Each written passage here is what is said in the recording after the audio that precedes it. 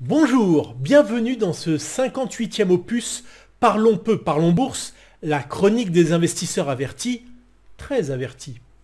Je suis Régis Yankovici et cette semaine, nous allons parler réellement de perspectives de marché.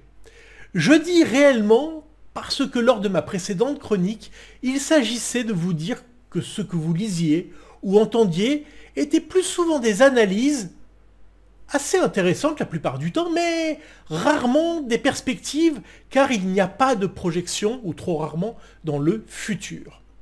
La critique est aisée, mais l'art est difficile, et il est temps de partager avec vous ce que nous pensons des marchés financiers. Et je dois vous dire que j'ai une vision bien plus nuancée qu'il n'y a quelques mois. Le panorama est bien évidemment changé. Les actions sont en baisse de 20 à 30% selon les indices. Les secteurs stars, comme les fonds thématiques, baissent souvent de plus de 50%. À ce stade, j'entends régulièrement des positions extrêmes. Entre « Ouh là là, il faut tout vendre » et « Avec une telle baisse, il y a de nombreuses opportunités ». Si vous nous suivez depuis quelque temps, vous connaissez mon goût pour prendre des positions à contre-courant.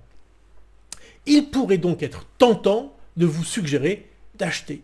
Le pessimisme est partout, les indices sont survendus ou pas loin de l'être, mais ce n'est pourtant pas ma recommandation. Car il est essentiel de se doter d'indicateurs objectifs.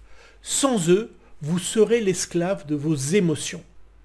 Bien sûr, il faudra bien choisir ces indicateurs et correctement les paramétrer. Pour notre part, nous en avons construit plusieurs, spécifiquement pour nous aider à déterminer les points bas avec un niveau de confiance confortable.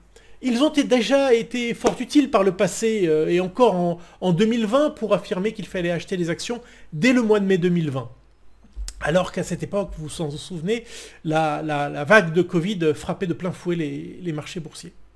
Alors je voudrais vous donner un indicateur, un exemple d'indicateur. Le pétrole. Il est intéressant parce qu'il porte en lui des indications sur le dynamisme économique, sur l'inflation et des tensions géopolitiques. En général, il évolue en 3 temps. Et c'est le cas depuis plus d'un demi-siècle. Chaque récession et chaque marché baissier majeur, en dehors de la chute liée au Covid, a été précédé de quelques mois ou concomitant avec un doublement des cours du pétrole. C'est un doublement sur une période de 52 semaines. Le dernier doublement des cours était en octobre 2021, il y a un an. Plutôt un bon moment pour vendre le marché des actions. Les marchés étaient 25% plus élevés qu'aujourd'hui.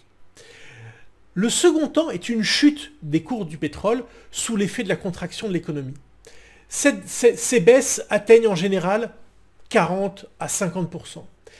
Et c'est seulement lors de la troisième phase, une phase de stabilisation, qu'il devient intéressant d'acheter les actions.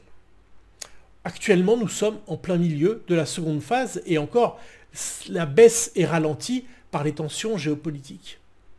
Selon cet indicateur donc, il est bien trop tôt pour acheter. Mais le timing de l'indicateur n'est pas précis.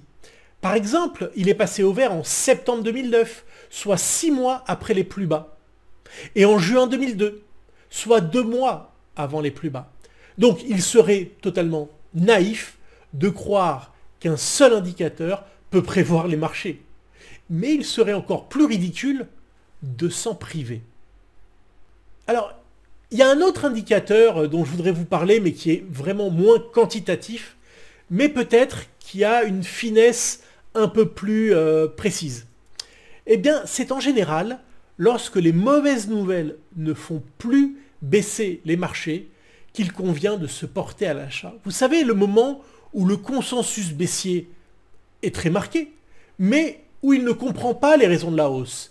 Il fait appel aux hedge funds, aux algorithmes pour expliquer la hausse. Eh bien, ce sont des séances très utiles. Et jeudi dernier, le 13 octobre, est un bon exemple. La publication des chiffres d'inflation, apparemment décevants, n'a pas empêché les marchés américains de se retourner et remonter violemment dans des volumes inconnus depuis plusieurs mois. C'est un signal très encourageant. Alors en conclusion, je dirais qu'à ce stade, il est difficile d'avoir un avis tranché, même si Je ne suis pas normand. Souvenez-vous, en début d'année, l'avis était très tranché et très négatif. La plupart de nos indicateurs, comme le pétrole, mais il y en a beaucoup d'autres, sont encore dans le rouge. Réinvestir dès maintenant est à réserver aux audacieux qui seront en mesure de contrôler leurs pertes et ou qui pourront étaler leurs achats sur plusieurs semaines, voire plusieurs mois. Je vous laisse avec ma pensée de la semaine. La chance sourit aux audacieux, dit l'adage. Pour ma part, je recommande aux audacieux de se fier à des indicateurs solides plutôt que de compter sur leur chance. Allez, très bonne semaine à tous. N'oubliez pas, les 55 premiers épisodes de Parlons peu, parlons bourse sont disponibles en livre sur Amazon. À la semaine prochaine.